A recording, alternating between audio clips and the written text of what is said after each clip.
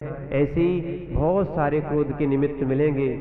एक और अच्छा श्लोक मिला था, कोकिलनाम स्वरोरूपम।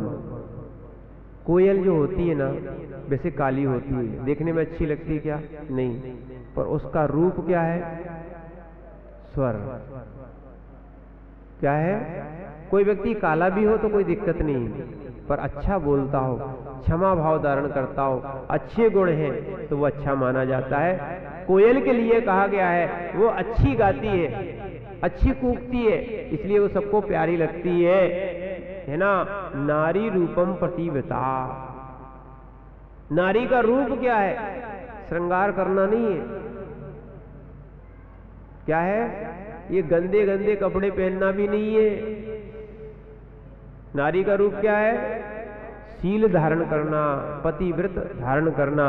और विद्या रूपम कुरूपाणाम, एक और दिया, करूप व्यक्ति हो, यानी काला, कोई भी कैसा भी व्यक्ति हो।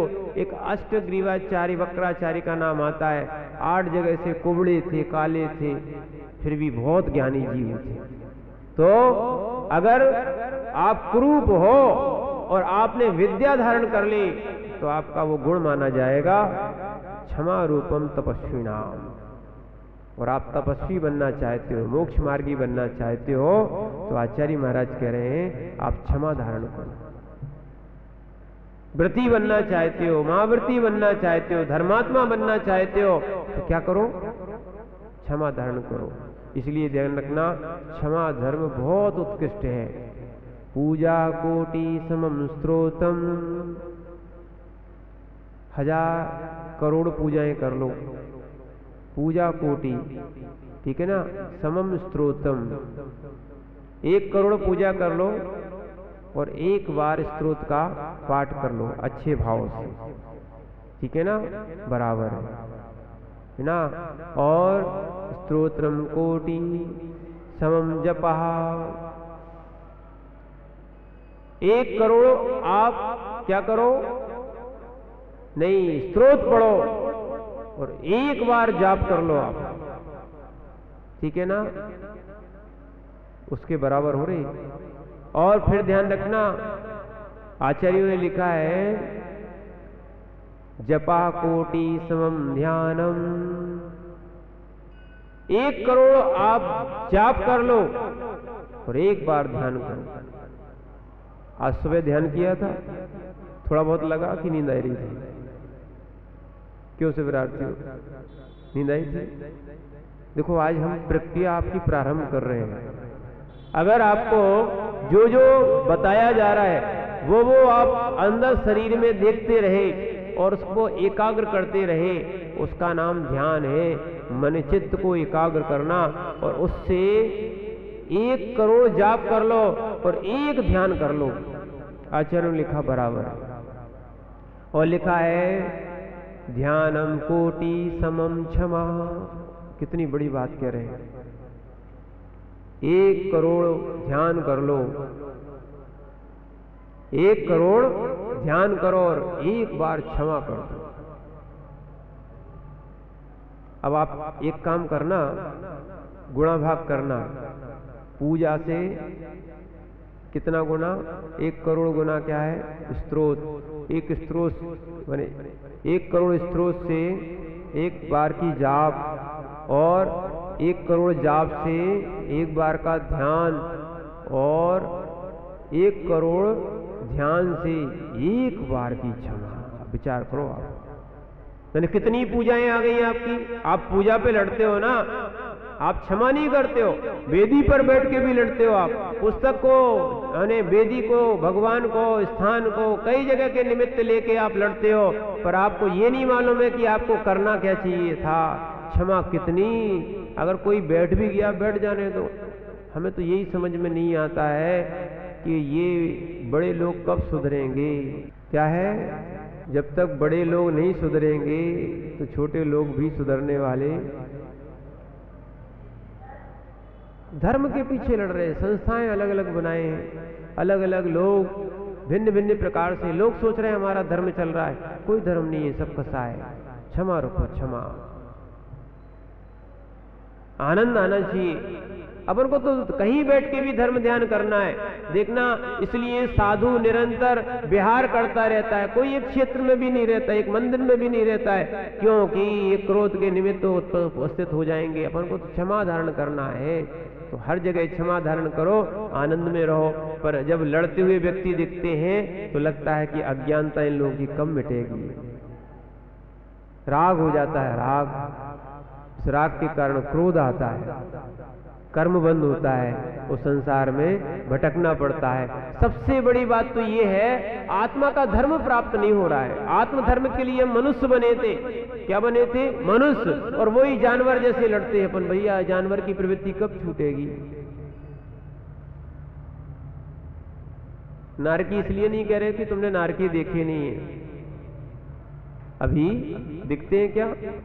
न तो देव देखते हैं और ना नारकी देखते हैं। अभी आपको त्रियंश तो दिख रहा है ना, आप त्रियंशों जैसे लड़ रहे हो,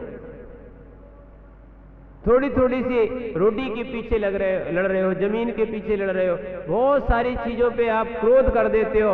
इसलिए आचार्य भगवान एक बहुत अच्छी बात कह रहे हैं, क्रोध के कोई निमित्त भी रख दे सामने, अपन को तो ऐसी क्षमा धारण करना है, तुम कितने भी निमित्त रख दो, तुम आग रहोगे तो हम जल बनेंगे, इसका नाम धर्म है। क्या है? तुम आग रहोगे तो हम जल ही बनेंगे। धर्मात्मा क्या है? जल। और अधर्म क्या है? आग। ठीक है ना? सीधा आप करना कि क्रोध है अधर्म और क्षमा है धर्म। ठीक है ना? क्षमा जल है, जल, जल से आग को बुझाया जाता है, बुझाया जाता ना। इसीलिए आप आग को बुझाना चाहते हो तो भैया आप भी क्षमा करो, क्षमा, देखना आनंद आएगा। और आज एक काम करना, जिन जिन से बैर हो, अपन क्षमा वाणी पे भी करेंगे, जिन जिन से बैर हो, तो तुम्हारे बोलने चालने वाले की बात नहीं कर रहे। नहीं तो लोग क्या करते हैं, क्षमा किससे मांगते हैं? जिससे खूब अच्छे बोलते हो, जो संबंधी हो उनको कि क्षमा करना, जबकि वो सामने वाला कहता है कि तुमने तो कोई गलती की नहीं है, क्या कोई क्षमा मांग रहे हो? जिससे गलती हुई है क्षमा उससे मांगी जाती है। दवाई वहां लगाना चाहिए जहां पर पीड़ा हो, घाव हो, पर आप क्या करते हो? दवाई कहाँ लगाते हो? दवाई दूसरी जगह लगाते हो जहां पीड़ा नहीं होती है, वहां लगा देते हो। तो ये भ्रम मिटाओ और अपनी आत्मा की शक्ति को जगाओ। आत्मा का धर्म क्षमा है। क्या है? और आप भगवान क्यों नहीं बन पा रहे? बस पार्श्वनाथ के इतने से वाक्यों को समझ लो कि भगवान पार्श्वनाथ क्षमा करते गए तो भगवान बन गए, और हम क्षमा नहीं करते हैं, इसलिए संसार में भ्रमण करते हैं। इसलिए अपन धीरे धीरे अपने क्षमा गुण को लाएं, वास्तव में उस आत्मगुण को प्राप्त करें। ये हमारी आत्मा का गुण है। ठीक है ना? कोई पूजा कर ली, द्रव्य कर लिया, ये तो एक आपको उस निमित्त से क्षमा के बारे में पढ़ाया जाता है, समझाया जाता है कि देखो ऐसी क्षमा के गुण हैं कि अपन ने जो कर्म किए हैं वो आज उदय में आ रहे हैं, अब अपन भोग रहे हैं, तो समता से क्यों ना भोगें। इसलिए यहाँ पर क्रोध करने की कोई आवश्यकता नहीं है। ये भी पूजा के माध्यम से सिखाया जाता है। ठीक है ना? पूजा आराधना के माध्यम से सिखाया जाता है। तो अपन उस पूजा आराधना के माध्यम से, पर्व का अर्थ है हमें वो मोक्ष जाने की प्रेरणा देता है। हमारे राग देश को मिटाना ये धर्म है, और ये क्षमा हमारे राग देश को पक्का मिटाएगी। क्या मिटाएगी? क्षमा अगर आपने मांग लिया तो आपका राग देश बहुत समाप्त हो जाएगा। इसलिए अपन क्षमा धर्म को धारण करें। अगर क्षमा धर्म धारण नहीं किया तो वास्तव में फिर आप भगवान नहीं बन सकते हो। भगवान भी आ जाए तो आप भगवान नहीं बन सकते हो, और जो भी भगवान बने हैं बनेंगे वो क्षमा धर्म के कारण ही बनेंगे। इसलिए हम उस क्षमा धर्म को धारण करें और अपने अंदर के उत्तम क्षमा को प्रकट करने का प्रयास करें। ओम नमः। आज अपन थोड़ी सी जाप कर लें, और आज अपन जाप करना और साथ में नियम भी लेना है कि आज जिन जिन से अपनी बुराई हो उन्हीं से क्षमा मांगना है। ठीक है ना? और आज जाप करना है। ओम ह्रीं उत्तम क्षमा धर्मांगाय नमः। ओम ह्रीं उत्तम क्षमा धर्मांगाय नमः। ओम ह्रीं उत्तम क्षमा धर्मांगाय नमः। उत्तम क्षमा धर्म की आज जाप भी करना है और आज क्षमा भी करना है। ये धर्म यहीं से प्रारंभ करो तो वास्तव में आप मोक्ष मार्गी बनोगे। ठीक है ना। ओम नमः वो चेतनात्मा। आज आत्मा को चौथा दिन है। उत्तम शौच, लोभनी कहा है इसको। कौन सा धर्म है? उत्तम शौच, यानी शुचिता जो प्रदान करता है उसका नाम है शौच। बहिरंग शुद्धि हम जल से करते हैं, पर अंतरंग शुद्धि शौच धर्म से होती है, लोभ के त्याग से हो। और जब तक ये लोभ का दास बना रहेगा, किसका? लोभ का दास बना रहेगा, इंद्रियों का दास रहेगा, तब तक उत्तम शौच को प्राप्त नहीं कर पाएगा। आचार्य महाराज कह रहे हैं मोक्ष मार्ग प्राप्त करना है तो उदास हो जाओ, दास नहीं। क्या कर लो? उदास हो जाओ। आप विपरीत मार्ग में भटक गए हो, धर्म से तो उदास हो, वो अधर्म के दास। क्या है? धर्म से आप बिल्कुल अरुचि हो गई, उदास आ गए, उदास हो गया। लोग जो है ना पूजा भी करते बड़े उदास उदास भाव से करते हैं, वो भोग करते हैं उदास भाव से, भीख मांगते हुए खड़े रहते दूसरे के। विचार करना, अनंत काल इसी में निकल गया, हम आत्मा को पवित्र नहीं कर पा रहे। वास्तव में आत्मा की पवित्रता जो है वो है उदास भाव समाप्त कर दो। कौन सा? धर्म से उदास भाव समाप्त कर दो।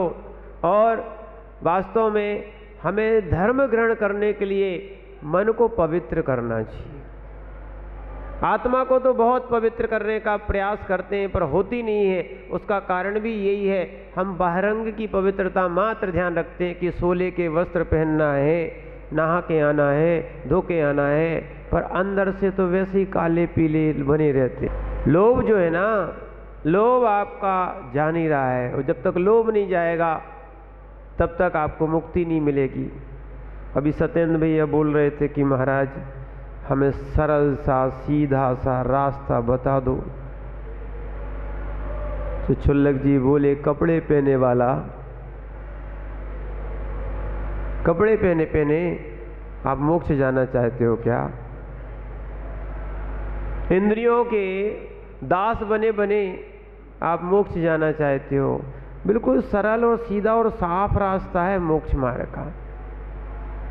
कोई गंदगी जहां ना रहे, जहां शुचिता हो, आत्मा में पवित्रता हो, है ना, निष्कपट भाव हो जाए, जहां कल के धर्म में बताया था मायाचारी हट जाएगी, निष्कपटता आ जाएगी, या कुटिल भाव का अभाव हो जाएगा, वो व्यक्ति शुद्ध हो सकता है, उत्तम शौच को धारण कर सकता है।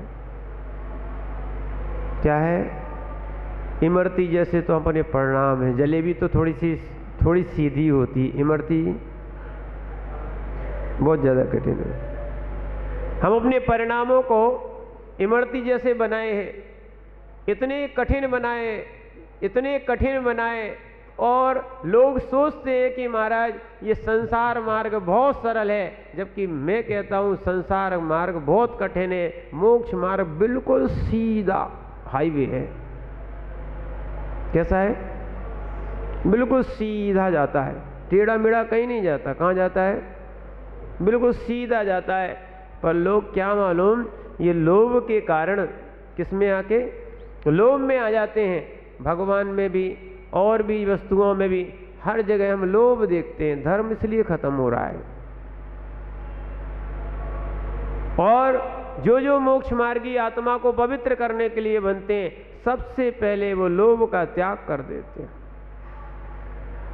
वो लोभ का त्याग होता है उत्तम शौच धर्म से। क्या है? जगत की कांक्षाएं मिटा दो, अगर सुखी होना चाहते हो तो आज का धर्म बहुत अच्छा है।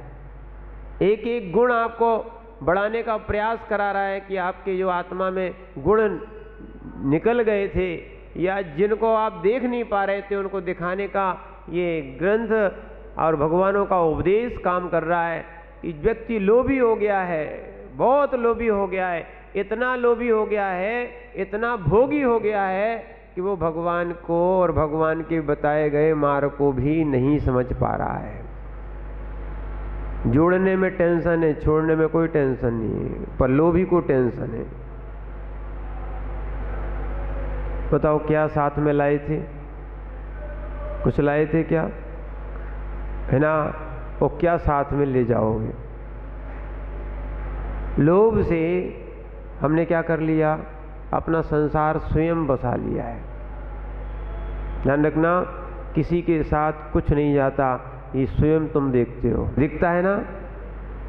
किसी के साथ कुछ नहीं जाता, पर फिर भी बुढ़ापे में भी लोभ लगा है। और लोभ किस लिए लगा है? क्योंकि इच्छाएं क्या है? इच्छाएं जब तक रहेंगी तब तक तुम्हारा कल्याण भगवान भी नहीं कर सकेंगे। इसीलिए वार्षाणुपेक्षा ग्रंथ निकाल लो और आचार्य महाराज उस लोभ के त्याग की बात करते हैं। उन्होंने 75वें नंबर की गाथाओं में लिखा है कि हम शौच धर्म को कैसे प्राप्त करें। तो कंखा भावण विनती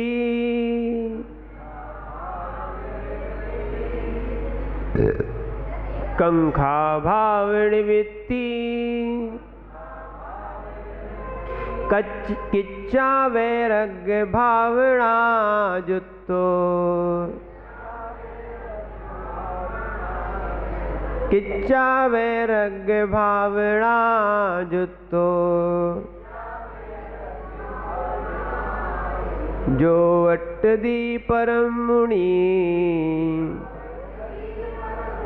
जो अट्टदी परम मुनि तस्य दूधम मम हवे सोचम तस्य दूधम मम हवे सोचम। पढ़िए।